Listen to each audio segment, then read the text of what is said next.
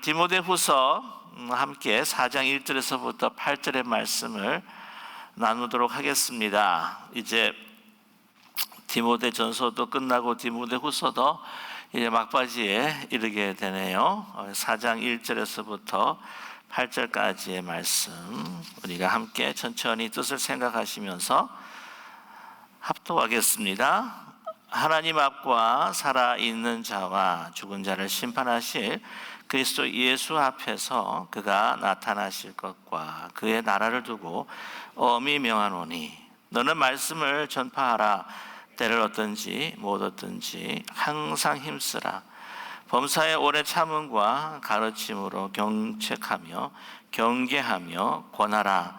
때가 이르리니 사람이 바른 교훈을 받지 아니하며 귀가 가려워서 자기의 사욕을 따를 스승을 많이 두고 또 그 길을 진리에서 돌이켜 허탄한 이야기를 따르리라. 그러나 너는 모든 일에 신중하여 고난을 받으며 전도자의 일을 하며 내 직무를 다하라.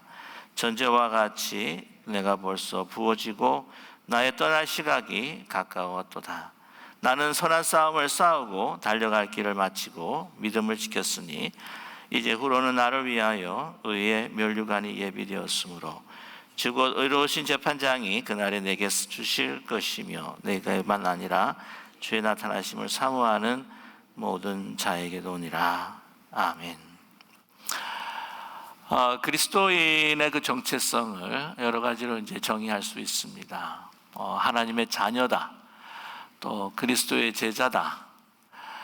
그리스도를 따르면서 그리스도를 닮아가는 사람이다. 또 교회 차원에 있어서는 그리스도의 몸된 지체다라고 이렇게 이야기할 수가 있는데요. 좀 더 이제 신학적인 터음을 또 사용한다고 한다면 그리스도인이라고 하는 것은 종말론적인 존재다라고 이렇게 말씀드릴 수가 있습니다. 종말론적인 존재다. 그게 어떤 의미가 있냐면은 그러니까 모든 하나님의 그 역사가 끝나고 마지막 그 종말에 그 일어날 모든 그 사건 그리고 이 종말에 대한 나의 소망이 이제는 현실이 되는 것을 이제 믿음의 눈으로 보면서 지금 내가 살아가는 현재를 해석하고 또 모든 사건들을 그러한 이 종말론적인 그 창으로 우리가 보면서 그 소망이 이루어지길 위한 이 현재 한 과정으로 보면서 주신 사명을 다하는 것, 그것이 바로 이제 종말론적인 존재다라고 이야기할 수 있습니다. 조금 어렵게 설명을 해드린 것 같은데요. 이 종말론적인 존재의 대표적인 사람이 누구냐라고 손꼽는다면 첫째가 바로 이 예수님 빼놓고 바로 바울입니다. 사도 바울입니다. 왜 그러냐면 오늘에서 분명히 이 디모데후서의 말씀에도 드러나고 있습니다. 아주 잘 분명하게 드러나고 있는데 왜냐하면 1절과 또한 8절의 말씀, 그래서 오늘 이 1절과 그 8절의 그 말씀의 그 시작과 그 끝을 바로 이 종말론적인 그 소망, 그것을 향해서 정말 처음부터 이 복음을 들고 한 걸음 한 걸음 끊임없이 전진해면서 나아가는 바울의 모습을 발견할 수 있기 때문입니다. 1절 말씀에 보면 하나님 앞과 살아있는 자와 죽은 자를 심판하실 그리스도 예수 앞에서 그가 나타나실 것과 그의 나라를 두고 엄히 명한다. 그러면서 이 명하는 그 내용이 무엇이냐면 정말 연약해져 있는 그 디모데에게 이런 일을 너희가 해야 한다. 목회자로서 또한 복음을 전하는 자로서 그리스도인으로서 이런 일들을 해야 한다라고 이렇게 명하고 있다고 하는 것이죠. 그래서 이 목회 그리고 이 주어진 그 사명, 그 사명에 있어서 이 일을 감당함에 있어 가장 이 최종적인 우리의 그 소망이 무엇이냐면은 바로 이 종말이라고 하는 것입니다. 예수 그리스도의 재림으로 그의 나타나심과 그의 세계 안에서 이제 어떻게 됩니까? 그 심판받는 그 역사, 그 사건 안에서 그것을 기억하면서 그것을 기준으로 삼으면서 우리가 마땅히 해야 할 모든 사명들을 감당해야 한다고 하는 것이죠. 그리고 이 복음을 위해서 그가 어떻게 살아왔는가, 그리고 이 복음을 위해서 정말 생명도 아끼지 아니하고 주님을 위해서 이게 복음을 전하였는데, 그의 가장 그 복음을 전하였던 그 목적과 소망이 무엇인가 하는 것을 또한 이 디모데에게 분명히 나타내주고 있죠. 8절의 말씀입니다. 다시 한번 읽어드리면, 이제후로는 나를 위하여 의의 면류관이 예비되었으므로 주 곧 의로우신 재판장이 그날에 내게 주실 것이며 내게만 아니라 주의 나타나심을 사모하는 모든 자에게노니라 라고 이렇게 말씀하고 있죠. 그래서 이러한 종말론적인 그 소망을 가지고 내가 목회를 하고 말씀을 전하고 또한 목양하고 또한 치리하고 또한 권면하고 이러한 일들을 내가 해야 할 것이다 라고 명하고 있다고 하는 사실입니다. 그래서 이 땅의 소망이나 이 땅의 우리의 꿈이 아니라 우리 그리스도인이라고 하는 것은 정말 찰나 같은 세월이 지나면 이제는 그 나타나실 바로 재림하시는 예수 그리스도, 또한 그분 앞에 우리가 심판 앞에 섰을 때에 내가 어떤 모습이어야 될 것인가 라고 하는 그러한 분명한 그 종말의 그 비전을 보면서 오늘 현실을 살아가야 한다고 하는 것이죠. 그것이 바로 그리스도인의 자세요, 그리스도인의 또한 정체성인 것입니다. 오늘 1절 말씀에 그렇게 이야기합니다. 하나님 앞과 살아있는 자와 죽은 자를 심판하실 그리스도 예수 앞에서 그 나타나실 것과 그의 나라를 두고 엄히 명하노니, 이것이 우리의 삶에 있어서의 방향과 또한 목적과 가장 우리가 집중해야 될 관심이다라고 하는 것을 말씀해 주고 있어요. 그때 당시에는 이 예배소 교회에서 디모데가 이제 목회를 하는 가운데 있는데, 그가 지금 바울이 로마 감옥에 2차 투옥이 되었던 이유가 무엇이냐면은, 아시겠지만은 네로 황제의 아주 극심한 박해가 있었기 때문입니다. 그래서 1차 투옥 때는 그래도 이렇게 그 본격적인 박해가 시작되지 않았기 때문에 그래서 어느 정도 이제 어떤 합리적인 생각들이 계속해서 이제 진행이 돼서 나중에는 풀어주기도 하는데, 이 네로 황제의 그 박해가 시작이 되면서 이제 이 2차 투옥이 되는 가운데 이제 곧 죽을 날이 다가왔다라고 하는 것을 또 이미 바울은 감지하고 있다고 하는 것이죠. 이 네로 황제라고 하는 절대적인 그 당시의 그 권력 앞에서 박해를 받고 또한 그의 심판으로 인해서 내가 죽임을 당할 수밖에 없다고 하는 것이 보이는 현실이에요.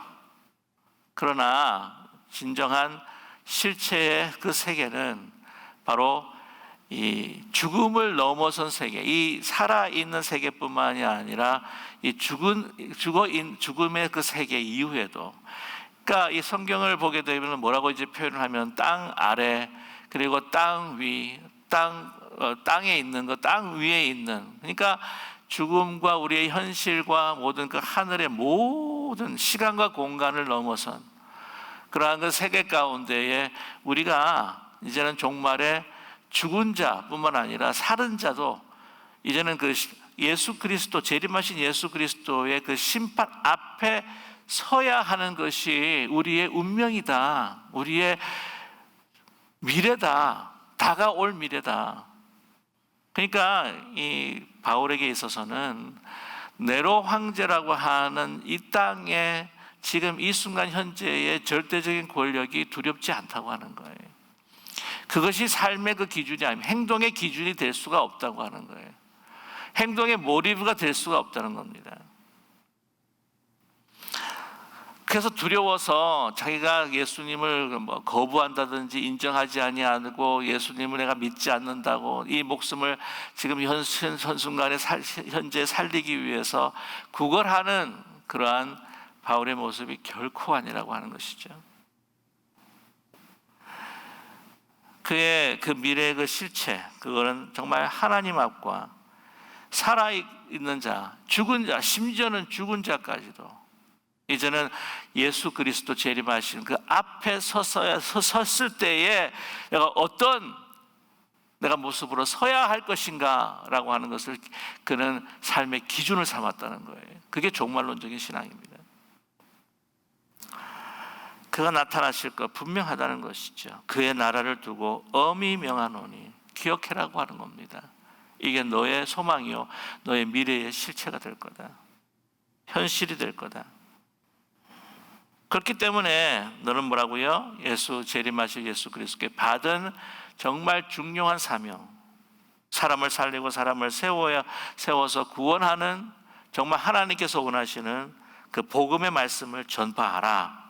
이보다 너에게, 우리 그리스도인들에게 더 중요한 사명이 어디에 있겠느냐라고 명령하신다는 사실입니다.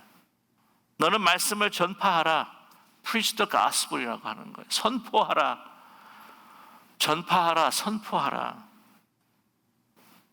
오늘 2절 말씀에 보면 때를 얻든지 못 얻든지 항상 힘쓰라. 범사에 오래 참음과 가르침으로 경책하며 경계하며 권하라. 굉장히 많은 것들을 명령하고 있습니다. 중요한 것은 이 말씀을 전파하라는 것이죠. 전파하는 가운데에 오래 참으면서 또한 가르치고 또한 경책하며 경계하며 그들을 권해야 된다라고 말씀하고 있습니다. 우리 그리스도인들에게서 가장 중요한 그 임무, 그리고 사명, 우리가 예수 그리스도의 그 심판날의 앞에 서야 해서 우리가 정말 아름다운, 부끄러운 구원이 아니라 정말 하나님께 칭찬받는 아름다운 구원을 이루기 위해서 우리에게 주신 가장 귀중한 사명은 바로 복음을, 이 말씀을 전파하는 것이죠. 제가 신학교 이제 다닐 때에 이제 목회자를 이제 안수받기 위해서 또 이제 그 과정들을 이제 거쳐야 하는데, 4년 동안 이제 노회에서, 제가 캐나다 이제 장로교회 이제 소속이었기 때문에 그 노회에서 매년마다 이 목회자로 이제 안수받을 사람들의 그 후보를 인터뷰를 합니다. 그리고 한 2년이 지나게 되면은 꼭 한 4일 정도를 가이던스 컨퍼런스라고 해가지고는 한 곳에 수련의 장소 가서 거기에 목사님들, 또한 이 사이카이어스트들, 사이콜로지스트들, 또한 여러분들 이제 오셔가지고는 같이 생활하면서 그 사람을 잘 이렇게 관찰을 하는 거예요. 혹시 정신이 질환이 있는지, 아니면 어떤 분노 장애가 있는지, 이 사람이 이 목회에 적합한 사람인지를 딱 이게 소위 말하면 어세스먼트라고 그러죠. 이제 평가하는 그런 과정들이 있습니다. 그런데 인터뷰하는 가운데에서 이제 여러 가지 질문들을 이제 하게 되는데, 항상 물어보는 것이 뭐냐면 목회가 뭐라고 생각하느냐라고 물어봐요. 그러면 이제 많은 이야기가 있겠죠. 목회 여러 가지 이제 기능들이 있지 않습니까? 뭐 힘들고 어려운 분들을 돌보고 또한 목양을 하고. 근데 그 질문에 있어서 가장 먼저 중요하게 대답해야 될 그 대답이 뭐냐면 복음을 선포하는 겁니다. 이렇게 이야기해요. 목회자뿐만이 아니에요. 이건 그리스도인으로서 복음을 전하는 것. 그러니까 우리가 이게 복음을 전하는 방법이라고 하는 것이 여러 가지 표현으로 이야기할 수가 있어요. 말로도 할 수도 있을 거고, 행동으로 할 수도 있을 거고, 또한 행동과 말로 함께 할 수 있는 섬김을 통해서도 할 수 있을 거고. 근데 이 복음을 전하는 것에 있어서 이 목회자의 그 기능뿐만 아니라, 목회자의 사명뿐만 아니라 우리 모든 믿는 자들의 이 사명이 바로 이 말씀을 전파하는 것. 이걸 우리가 잊어서는 안 된다고 하는 것이죠. 우리 교회 생활을 오래 하다 보면은 우리는 이 교회 생활에 젖어서 정말 이 교회에, 제가 이런 말씀을 드리면 어떻게 이해할지를 모르겠지만, 우리 잘못하면 교회에 갇히는 수가 있어요.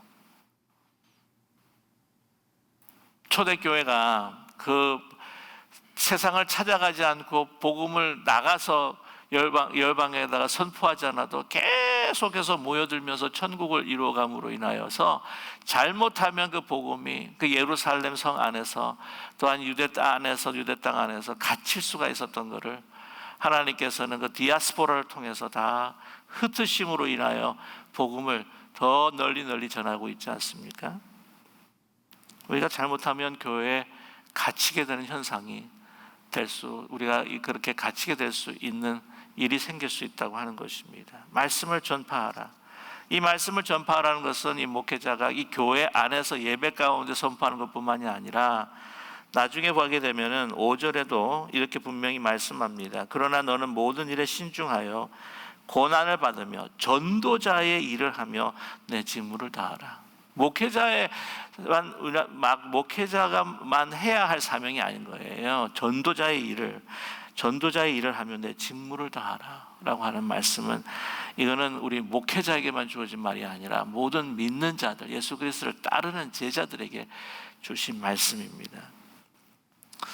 오늘 2절 말씀에 뭐라고 이야기합니까? 때를 얻든지 못 얻든지 항상 힘쓰라. 때를 얻든지 못 얻든지, 헬라 말로는 유카이로스 아카이로스라고 하는 말입니다. 유카이로스 아카이로스. 그래서 이게 때만이 아니에요. 때만이 아니라 내가 말씀을 전하고 싶든지 그렇지 않든지, 그 대상이 말씀을 전하고 싶은 대상이든지 대상이 아니든지.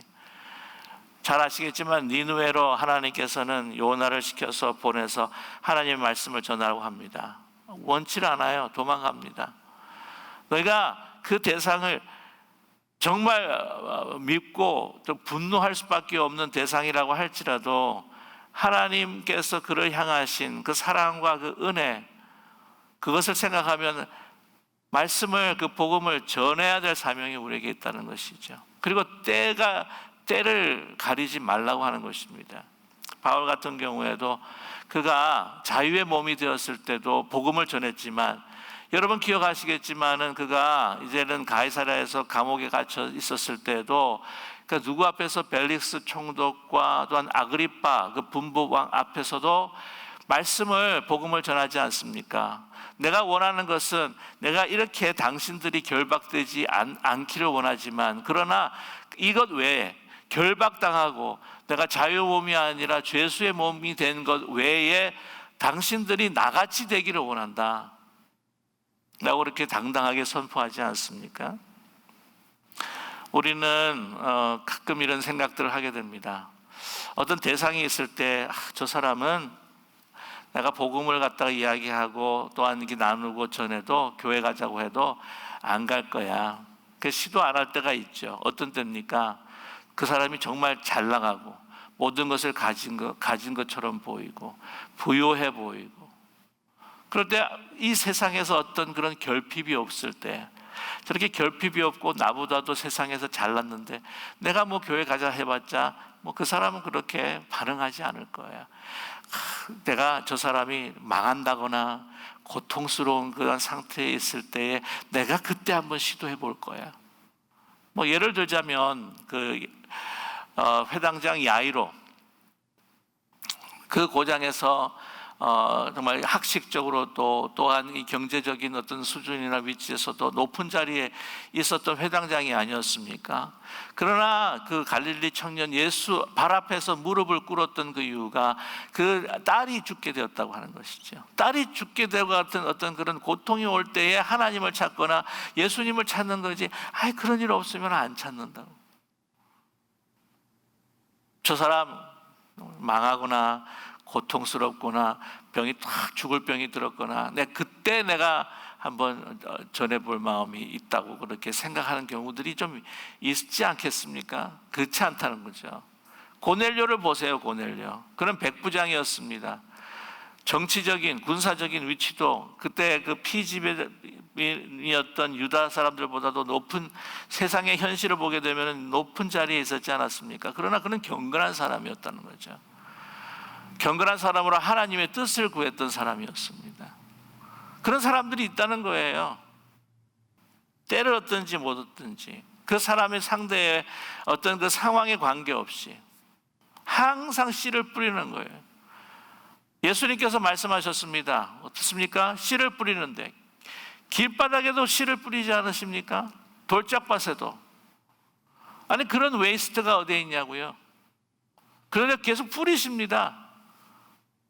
조그마한 가능성을 보면서도 하나님께서 어떻게 이 성령을 통해서 역사하시는지 우리가 판단할 일이 아니라는 거죠. 어떻게 하든지, 때를 얻든지 못 얻든지. 그리고 우리의 삶 자체가 사실은 모든 우리 삶 자체가 말이나 행동이나 어떻게 하면은 이 복음 예수 그리스도의 그 사랑과 은혜를 우리의 삶을 통해서 드러낼 것인지 이것에 우리가 사실 집중해야 되는데 그러지 못하는 것이 참 안타까운 우리의 또한 삶의 모습이요 현실이지 않습니까? 저 여러분 다시 한번 오늘 말씀을 통해서 저도 목회자지만 저도 도전받고 우리 모든 우리 기쁜 우리 교회 성도님도 함께 도전받으면서 때를 얻든지 못 얻든지 항상 힘쓸 수 있는 우리 모두가 되기를 간절히 원합니다. 때를 얻든지 못 얻든지 항상 힘쓰는 것들은 어떤 것이냐? 그 부연 설명 같아요. 범사에 오래 참고 그래서 한 사람 한 번 해서 안 되면 또 계속해서 찾아가고 또 한 때를 보면서 또 찾아가고 가르침으로 경책하며 경계하며 권하라. 이게 조금 그 경책하며라고 하는 것은 이제 약 좀 이렇게 그렇게 하면 안 돼. 그건 잘못하는 거야. 라고 이렇게 이야기하는 거예요. 경계하며라고 하는 것은 이것은 이런 밖으로는 밖에 경계선을 지어주면서 이 밖으로 나가면 안 돼. 이건 진리가 아니야. 라고 말하는 거죠. 그리고 권하라고 하는 것은 이제 위로하라. 파라클레이토스가 바로 이 권하라, 파라클레이, 이 위로한다고 하는 말, 이 성령의 역사와 같은 비슷한 말인데 정말 그때는 침체되고 너무나 힘이 없을 때에 위로하고 이렇게 다시 세워줄 수 있는 그러한 말을 그러한 것으로 권하라라고 하는 것이죠. 오래 참음과 가르침, 권하라 정도는 괜찮은데 이제 경책하며 경계하며 요즘에 이제 경책받고 이제 경책하고 경계하고 하면은 별로 사람들이 안 좋아하는 것 같아요. 이거 그렇게 하면 안 돼. 이러면은 이제 굉장히 싫어하지 않습니까? 이건 잘못된 일이니까 이걸 안 했으면 좋겠어. 그러면 어떻게 생각합니까? 말로는 안 하지만 마음으로는 그건 네 생각이고 그렇게 이야기할 때도 그렇게 이야기할 때가 있을 것 같아요. 왜 그러냐? 또한 그렇게 경책하며 경계하며 권해야 되는 그러한 우리의 삶이요 또한 우리의 지금 현실이다라고 이야기하는데 오늘 3절 말씀을 보시게 되면요 이렇습니다. 때가 이르리니 사람이 바른 교훈을 받지 아니하며 귀가 가려서 자기 사욕을 따를 스승을 많이 두고 또 그 귀를 진리에서 돌이켜 허탄한 이야기를 따르리라 라고 이렇게 말씀하고 있습니다. 자, 이 부분에 대해서요 제가 좀 더 현실감 있게 좀 더 이렇게 몸에 와닿게 번역을 한 그 새 번역이 있고 공동 번역이 있어서 제가 다시 한번 새 번역과 공동 번역을 한번 읽어드리도록 하겠습니다. 이 새 번역이에요. 오늘 제가 3절 4절의 말씀을 보시면 때가 이르면 사람들이 건전한 교훈을 받으려 하지 않고 귀를 즐겁게 하는 말을 들으려고 자기네 욕심에 맞추어 스승을 모아들일 것입니다.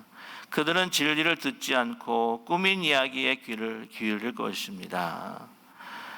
이제 공동 번역을 보게 되면 사람들이 건전한 가르침을 듣기 싫어할 때가 올 것입니다. 그때 그들은 자기네 귀를 만족시키기 위해서 마음에 맞는 교사들을 끌어들일 것입니다. 그리고 진리에는 귀를 기울이지 않고 꾸미는 이야기에 마음을 팔 것입니다. 라고 이렇게 이야기합니다. 그러니까 보면은요, 옛날도 아마 옛날이나 지금이나 이 사람이라고 하는 것은 비슷한 성정 같아요. 그러니까 듣기 달콤한 이야기만을 이제 듣기를 원하는 거예요. 한마디로 듣기 달콤하면서 내 마음에 이제 위로가 되고 평안이 되고 아주 좋은 이야기들만 그냥 듣고 싶어 하는 것이 우리의 마음이라고 하는 거죠. 그러니까 나에게 어떤 부정적인 말, 나에게 대해서 좀 아픔이 되는 말, 그 듣기를 원치 않는다는 겁니다. 스데반이 말씀을 선포했을 때에 이 듣기를 싫어했어요. 유대인들이.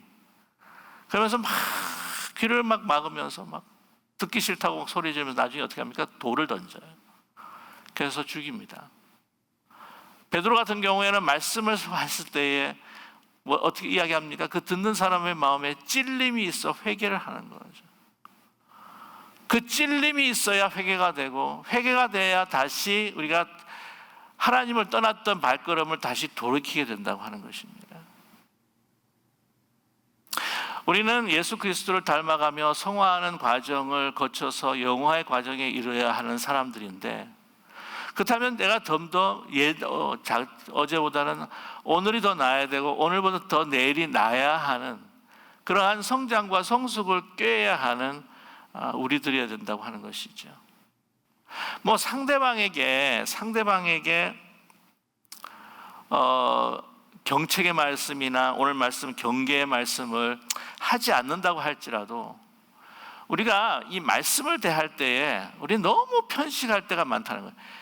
힘든 말씀은 다 재놓고는 그냥 좋은 말씀만 그냥 대하고, 나에게 위로의 말씀만, 나에게 그걸 또 나 자신을 정당화시키고 나 자신에게 더 이렇게 가슴 따뜻해지면서 아주 스윗한 말들만을 우리가 선택하고 들어보고자 할 때가 많다는 것입니다. 그러면 안 된다는 거예요. 성장할 수가 없다는 겁니다.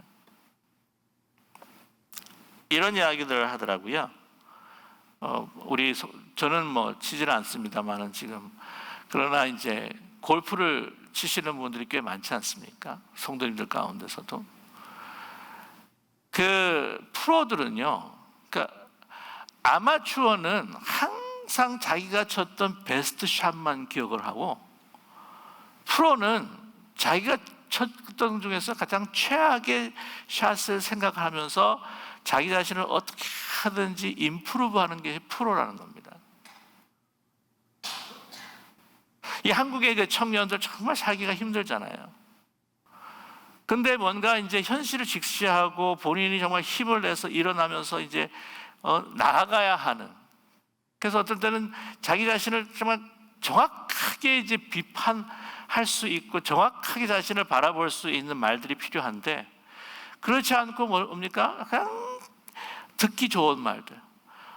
너희가 잘못한 건 하나도 없다. 세상이 잘못해서 그런 거야. 물론 사회 구조라든지 이 어떤 그 정치적인 구조, 세상의 구조가 청년들로 하여금 어렵게 하는 때가 있어요. 아니라는 게 이야기가 아닙니다. 그러나 그 모든 것들로 인하여 가지고는 그냥 뭐 네 잘못이 아니고 이 세상이 잘못이기 때문에 너희가 모든 것들을 다 뒤집어 놓아야 된다, 뭐 이런 이야기들. 그럼 그냥 스윗한 거예요. 그래, 맞아. 내 잘못이 아니야. 내 잘못이 아닌 것도 있겠죠. 그러나 다 잘못이 아닌 것은 아니지 않습니까?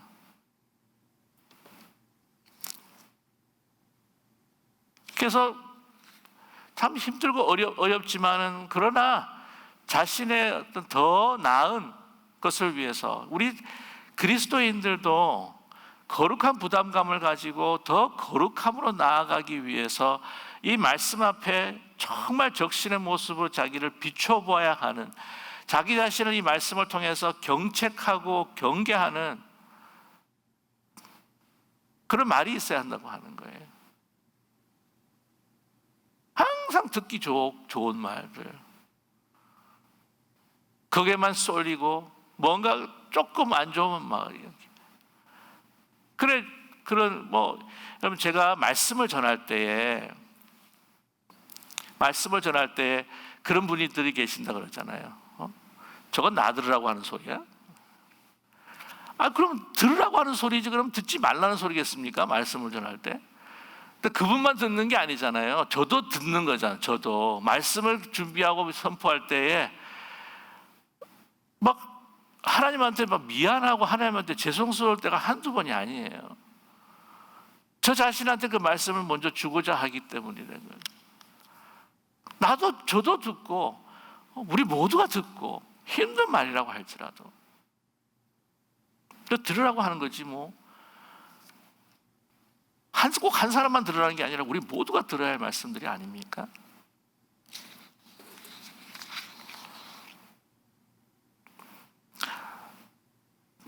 오늘 보면 그래서 그냥 예수 믿으면 막 복 받는다, 잘 된다, 형통한다. 아니, 그렇게 하나님께서도 복을 주실 때가 있어요. 그러나 더 우리를 성숙하기 위해서 필요할 때는 고난도 허용하시고, 또한 우리의 삶이라고 하는 것이 늘 예수님을 따라가다 보면 우리가 십자가를 들고 따라가야 되기 때문에 항상 어떻게 보면 이제 목회자이기 때문에, 교회이기 때문에 세상과 딜링을 하면서 항상 손해를 볼 수밖에 없을 때가 얼마나 많아요.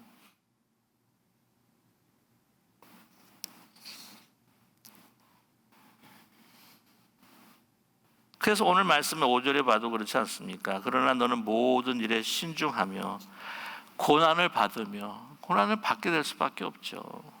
전도자 일을 하며 내 직무를 다하라.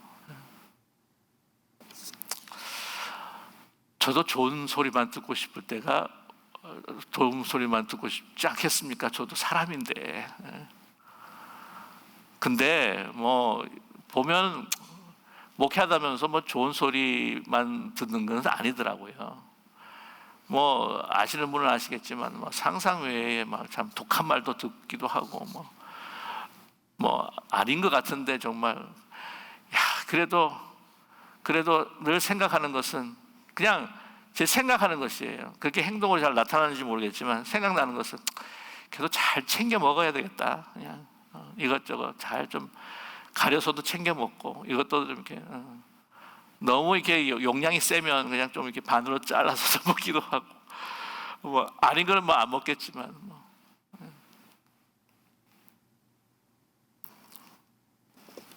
그 바울, 여러분 너무 잘 아시는 시므이가 바울이 압살롬에 의해서 도망갈 때 막 저주할 때 그 부하가 칼로 쳐버릴까요? 그것도 하나님께서 그를 통하여서 나에게 말씀하시는 것이 아니겠느냐. 그런 면에서 다윗은 참 대단한 인물 같아요. 자, 아무튼 오늘 말씀 보게 되면은, 그래서 그러나 너는 모든 일에 신중하며, 그렇죠? 고난을 받으며 전도자 일을 하며 내 직무를 다하라 라고 이렇게 간곡히 부탁하고 있습니다. 그가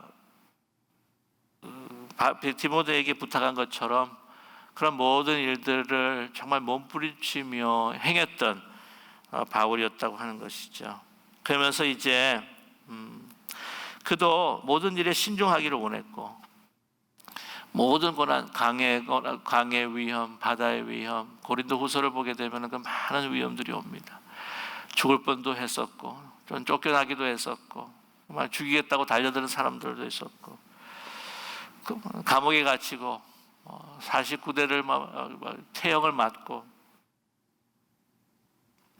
그러는 가운데에 그 직무를 다했던 그 이유, 그것을 설명하고 있습니다. 여러분 아시겠지만 6절과 7절과 8절 말씀을 보게 되면은 이것이 그의 삶의 목표였고, 그것이 삶에 있어서 믿음의 확신을 통한 그 사명에 대한 최선을 그가 고백하고 있지 않습니까? 이 6, 7절, 8절 같은 경우는 아시겠지만 이 천국 환송 예배 때 자주 나오는 말씀이기도 합니다. 자, 전제와 같이 내가 벌써 부어지고 나의 떠날 시간이 가까이 왔도다. 이제는 그 감옥 생활에서 이제는 죽음의 그 순교의 그 순간이 다가왔다고 하는 것을 그는 감지하게 됩니다. 전제, 여러분 아시겠지만 그 제사를 지낼 때, 제물을 태울 때에 다 향기로운 그 냄새가 나도록 거기에 그 관제, 그 술, 제사를 위한 그 술을 이렇게 뿌리게 되죠. 주로 이제 포도주도 많은데 그처럼 이렇게 부어집니다. 이걸 보게 되면은 다른 사람들이 하나님 앞에 아름답게 제사로 드려질 수 있도록, 그 삶을 드릴 수 있도록, 그 사람들을 더 자기 자신이 아니라 그 사람들을 더 향기롭게 하기 위한 나는 그런 사명을 가지고 있었다라고 하는 거예요. 자기는 없어지는 거예요. 그냥 향기만 내고 자기는 없어지고, 다른 사람들이 하나님 앞에 드리는 삶이 더 높아지게 드러나기 위해서 그는 사역을 했다고 하는 것이죠. 그리고 나의 떠날 시각이 가까웠도다. 오늘 이 말씀 가운데 떠날이라고 하는 아넬리세우스라고 하는 말은 이제는 이 선박장에서 이제 그 끈을 푸는 겁니다. 그래서 다른 항해를 하고 이제 가는 거예요. 이제는 이 선박의 이제 여기저기 이제는 여행을 했다가 이제 선박의 그 문을 열어서 이제는 고향으로 돌아가는 마지막 항해의 순간을 우리에게 연상케 시킵니다. 막 전쟁에서 싸우면서 그 간이 천막을 세우고 또 전쟁을 하면서 하는 그러한 전쟁을 다 마치고 난 다음에 이제는 그 천막을 풀어서 이제는 마지막 고향으로 돌아가는 그러한 자신의 모습을 여기서 나타내고 있는 것이죠. 나는 선한 싸움을 싸우고 나의 달려갈 길을 마치고 믿음을 지켰다라고 그렇게 이야기합니다. 얼마나 아름다운 고백입니까? 저도 마지막 순간에 또 이러한 정말 후회 없고 해안 없는 정말 모든 것 최선을 다했다. 이제는 다 내가 이루었다. 다 주님께서 주신 그 사명을 이제는 다 마치게 되었다라고 하는 너무나도 해안 없고 후회 없는 이 고백이라고 하는 것이 너무나도 부럽지 않으십니까?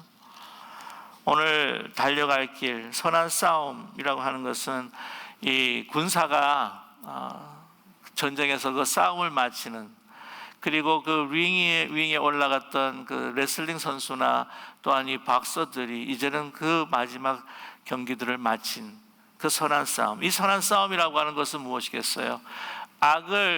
악으로 싸우는 것이 아니라 악을 대항해서 복음으로 하나님의 그 선하심으로 싸우는 그 싸움을 싸웠다고 하는 것이죠.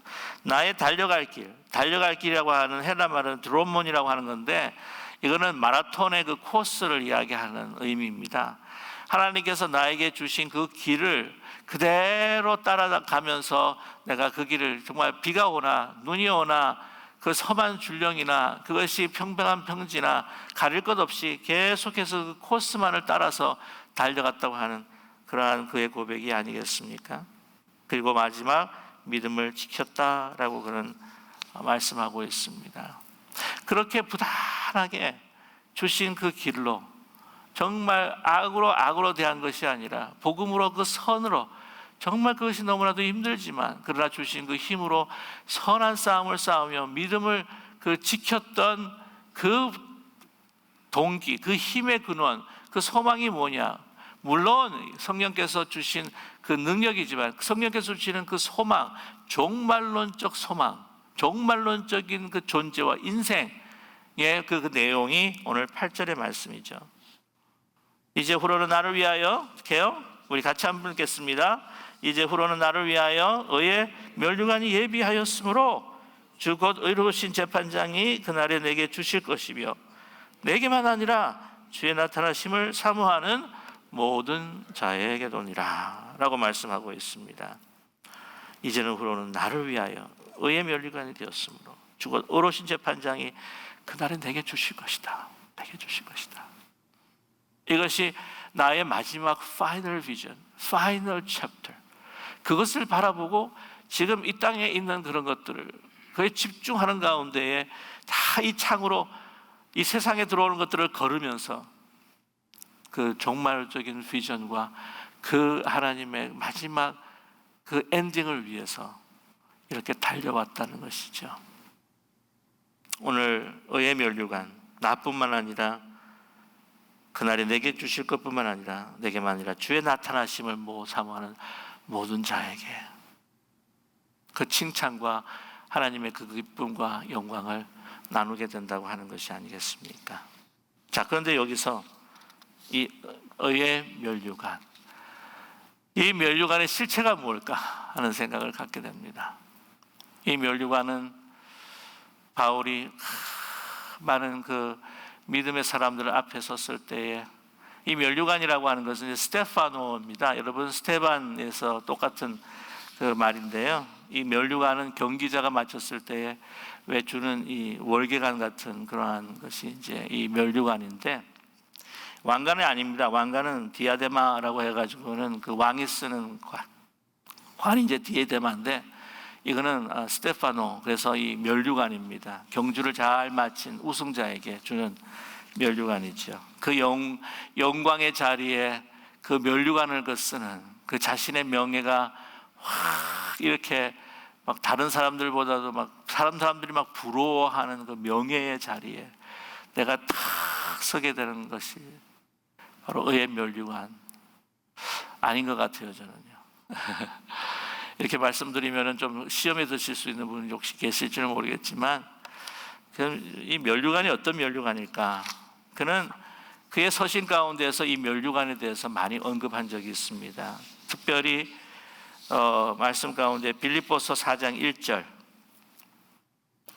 보시면 우리 함께 같이 읽을게요. 그러므로 나의 사랑하고 사모하는 형제들, 나의 기쁨이요 면류관인 사랑하는 자들아, 이와 같이 주 안에 서라. 예수님께서 재림하실 때에 그 주시는 그 면류관, 오늘 주 안에 같이 서자. 예수님께서 나타나실 때 우리 같이 주 안에 서자. 너희들이 나의 면류관이다.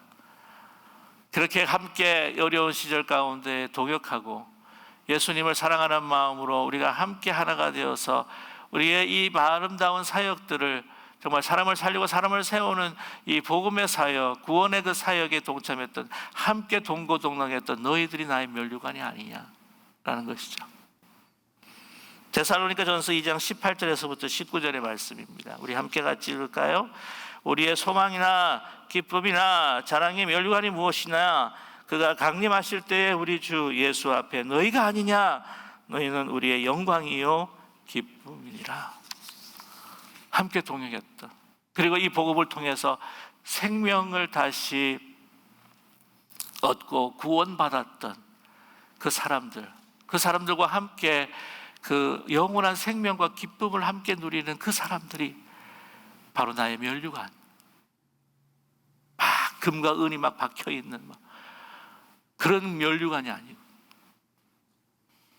함께 동역하고, 또한 그 복음으로 그 살렸을 때에 그들이 믿지 않았다가 나를 박해했다가도 다시 그리스도 안에 들어와서 그들이 함께 형제가 되어서 이제 구원받은 너희들, 함께 동고동락했던 너희들이 바로 이 면류관이 아니야.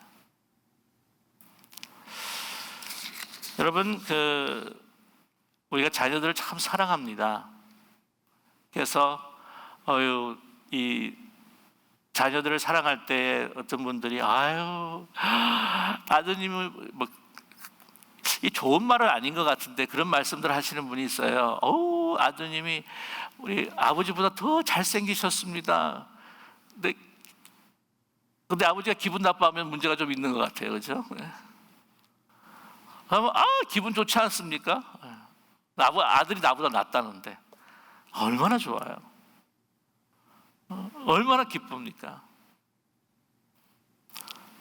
그게 내 자녀가 내 딸이 아빠보다 더 낫다. 얼마나 기뻐요.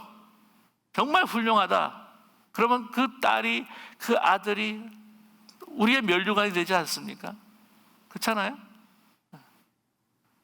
뮬란이라고 하는 그 영화가 있는데, 이번에 그 실사로 나온 거 말고 오래전에 디즈니가 그 애니메이션으로 나온 그 영화가 있어요. 그 명나라 때인가 그 뮬란이라고 하는 그 처녀가, 아버지가 이제 다리가 상해가지고 잘 걷지를 못하는데 징집을 받아요. 그래서 자기가 남장으로 해가지고는 아버지 대신에 그 칼을 차고 이제 전장으로 나갑니다. 그래서 이 훈족의 그 장수를 갖다가 물리치고 황제를 구해가지고 혁혁한 공을 세워요.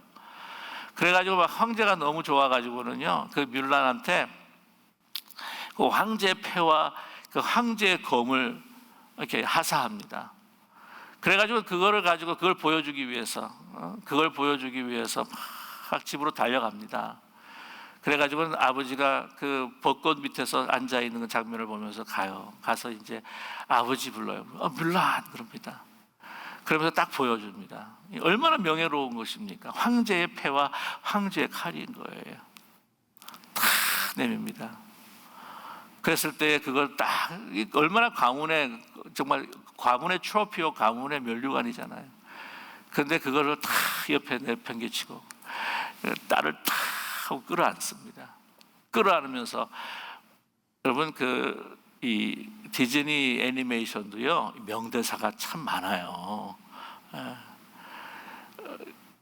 뭐라고 이야기하냐면 My greatest honor is to have you as my daughter. 이렇게 이런 액센트로 이야기합니다. 예.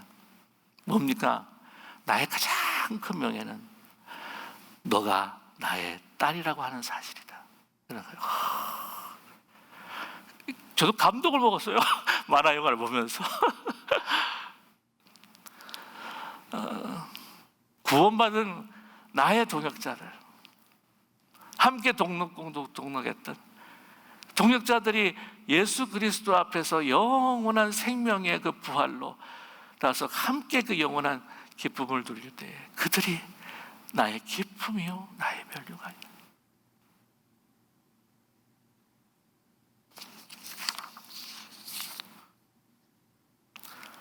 그러한 소망을 가지고 우리가 함께 주님 앞에 나아가는 정말 이 기쁜 우리 교회가 종말론적인 천국 공동체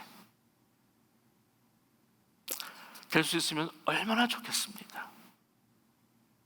얼마나 좋겠습니까? 말씀을 선포하고 서로 사랑하면서 우리 아랫사람뿐만 아니라 정말 헤어지고 깨어졌던 그 세상의 사람들이 들어와서 그 복음으로 서로가 서로를 향해서 나의 기쁨이요 나의 생명되는 멸류관으로 아름답게 서로를 세워간다고 한다면